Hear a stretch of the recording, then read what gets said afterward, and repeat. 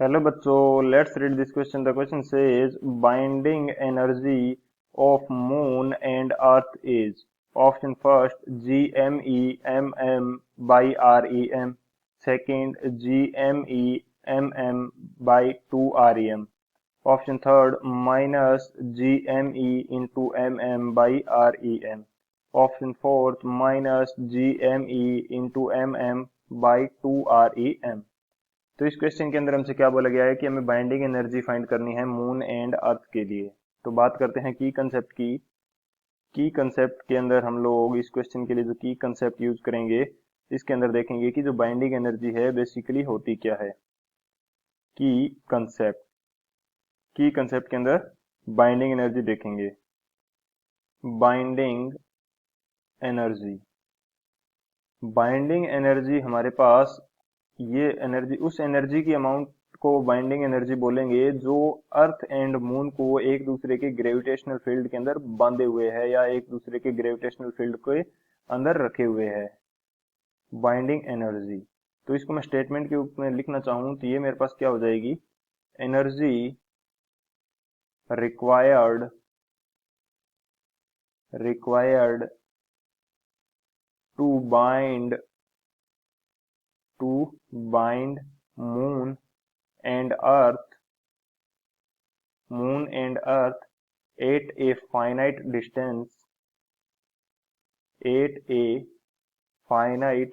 distance with influence of their gravitational fields their gravitational fields।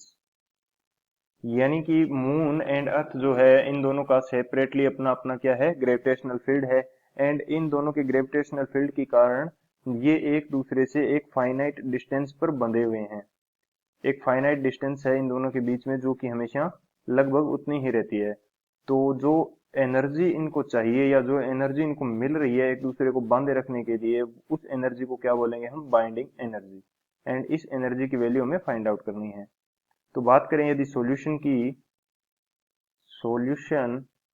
Solution की यदि बात करें तो इसके अंदर हमारे पास क्या हो जाएगा कि मून एंड अर्थ इन दोनों को बाइंड करने के लिए या इन दोनों के सिस्टम की जो टोटल एनर्जी है वो कितनी है। एंड टोटल एनर्जी के इक्वल यदि इनको एनर्जी दे दी जाए तो ये एक दूसरे से सेपरेट हो जाएंगे, यानी कि एक दूसरे के ग्रेविटेशनल फील्ड के इफेक्ट को ये खत्म कर देंगे। तो उतनी एनर्जी क्या हो जाएगी, इनकी बाइंडिंग एनर्जी हो जाएगी। तो टोटल एनर्जी के इक्वल या टोटल एनर्जी के नेगेटिव के इक्वल क्या हो जाएगी, इनकी बाइंडिंग एनर्जी हो जाएगी, क्योंकि हमें इनको एनर्जी देनी पड़ेगी ताकि एक दूसरे से अलग हो सके। तो टोटल एनर्जी का क्या हो जाएगा, नेगेटिव हो जाएगा। तो यहाँ पे मैं लिख सकता हूं it is equal to the negative of it is equal to the negative of total energy for the system। यानी कि अर्थ मून जो सिस्टम है इसके लिए जो टोटल एनर्जी होगी उसके नेगेटिव के इक्वल होगी बाइंडिंग एनर्जी। तो टोटल एनर्जी की जो वैल्यू है ये हमारे पास कितनी होती है, टोटल एनर्जी यदि मैं इसको शो करता हूँ टीई से तो ये हमारे पास वैल्यू इक्वल होगी -GM1m2/d। m1 m2 क्या है, m1 m2 हमारे पास हो जाएगा mass of the objects and d is the distance between objects. तो अर्थ एंड मून के लिए यदि मैं फाइंड आउट करना चाहूँ टोटल एनर्जी की वैल्यू को तो ये हमारे पास हो जाएगी -GME, ये हमारे पास मास ऑफ अर्थ है, एंड mm ये हमारे पास मास ऑफ मून आ जाएगा। एंड दोनों के जो बीच की डिस्टेंस है इसको बोल देते हैं REM। तो ये हमारे पास क्या आ जाएगी, टोटल एनर्जी। लेकिन हमें फाइंड आउट करनी है बाइंडिंग एनर्जी। बाइंडिंग एनर्जी अभी हमने बात करी कि टोटल एनर्जी का जो नेगेटिव है इसकी इक्वल आ जाएगी। तो नेगेटिव नेगेटिव ये दोनों क्या हो जाएंगे, पॉजिटिव। तो बाइंडिंग एनर्जी की वैल्यू हमारे पास कितनी आ जाएगी, कैपिटल GME/mm बाई REM। ये हमारे पास क्या है, सॉरी इस फॉर्मूले के अंदर क्या होता है, डिवाइडेड बाई 2 और होता है।